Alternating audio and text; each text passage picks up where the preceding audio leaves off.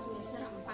Jadi di sini saya akan menjelaskan tentang pemeriksaan bleeding time atau masa perdarahan, yang dimana bleeding time ini dia memiliki dua metode. Metode yang pertama yaitu metode DUC, yang kedua yaitu metode IV. Jadi di sini saya akan menjelaskan tentang tujuan dari pemeriksaan bleeding time atau masa perdarahan.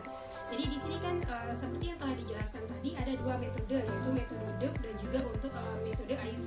Jadi kedua metode ini dia memiliki tujuan yang sama, yaitu untuk menilai trombosit dan juga untuk mengetahui reaksi dari pembuluh darah pada saat terjadi luka, serta untuk mengetahui kemampuan untuk membentuk sumbat trombosit pada saat terjadi luka, baik itu untuk pemeriksaan DUC maupun untuk pemeriksaan IV. Jadi di sini saya akan menjelaskan tentang prinsip pemeriksaan bleeding time atau masa perdarahan dengan menggunakan metode IV. Jadi prinsip pemeriksaannya tuh dia diawali dengan memasang manset dari sphygmomanometer pada lengan atas dari pasien, atau bisa kita disebut di atas lipatan siku dari si pasien.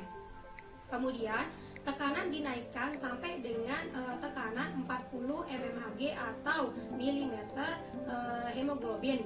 Kemudian tekanan tersebut dia dipertahankan pada tekanan 40 mm hemoglobin atau mmHg. Kemudian setelah itu dibuat perlakuan standar atau membuat luka dengan menggunakan lancet steril, yaitu tepat di permukaan volar lengan bawah dari si pasien, kira-kira 3 jari di bawah lipatan siku dari si pasien. Kemudian ditusuk dengan menggunakan lancet steril. Kemudian masa perdarahan yang terjadi sampai berhentinya masa perdarahan itu dia diamati dengan menggunakan stopwatch dan juga dengan menggunakan tisu atau bisa juga menggunakan kertas saring, dimana nanti pada saat berhenti terjadi perdarahan itu dia disebut sebagai bleeding time atau masa perdarahan. Berikut adalah alat dan bahan yang digunakan untuk pemeriksaan bleeding time atau masa perdarahan. Yang pertama adalah alkohol 70%. Kemudian yang kedua adalah ini ada kapas kering. Kemudian yang ketiga adalah autoclip. Yang keempat adalah stopwatch. Di sini saya menggunakan stopwatch yang ada di HP. Kemudian yang kelima adalah tisu. Yang keenam adalah plaster. Yang keenam adalah lancet steril. Yang kedelapan adalah sphygmomanometer.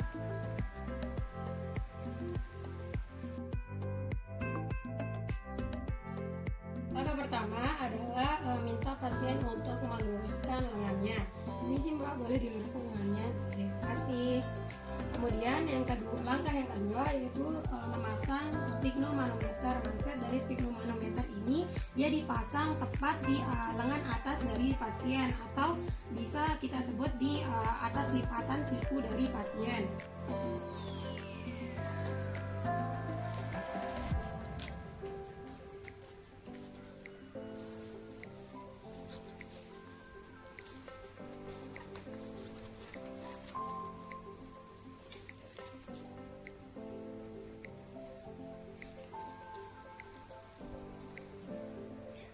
Langkah ketiga, di sini kita akan menaikkan tekanan dari sphygmomanometer sampai dengan tekanan 40 mm hemoglobin atau mmHg.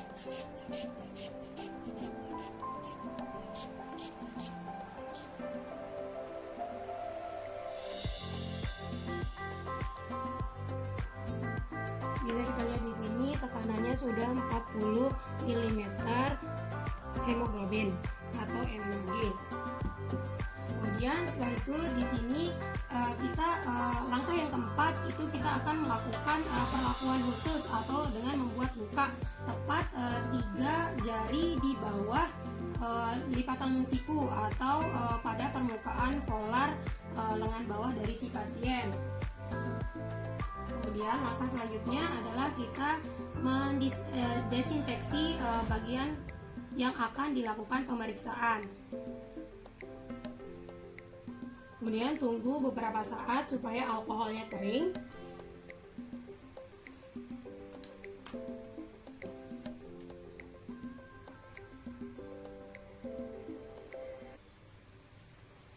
Jadi di sini saya sudah menyiapkan stopwatch. Kemudian di sini juga sudah kering alkoholnya. Kita langsung buat luka dengan menggunakan autoclave atau bisa juga menggunakan lansetnya langsung.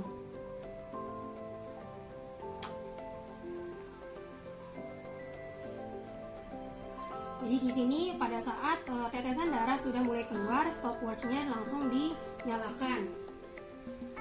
Untuk tetesan pertama itu kita seka dengan menggunakan tisu.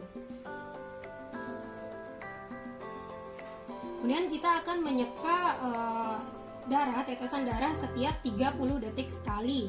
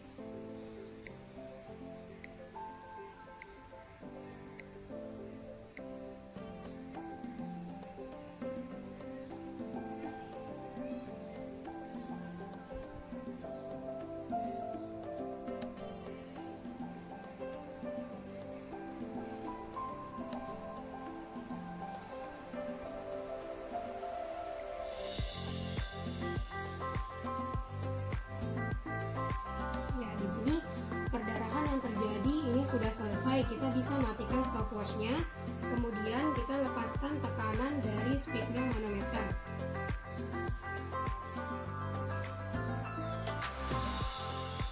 Ya, setelah itu buka sphygmomanometer.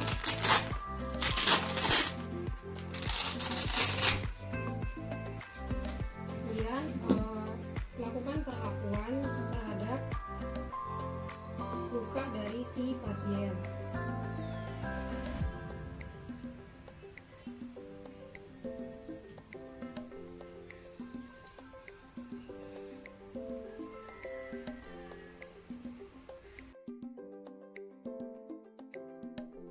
Di sini saya akan menjelaskan tentang hasil pemeriksaan dari bleeding time metode IV.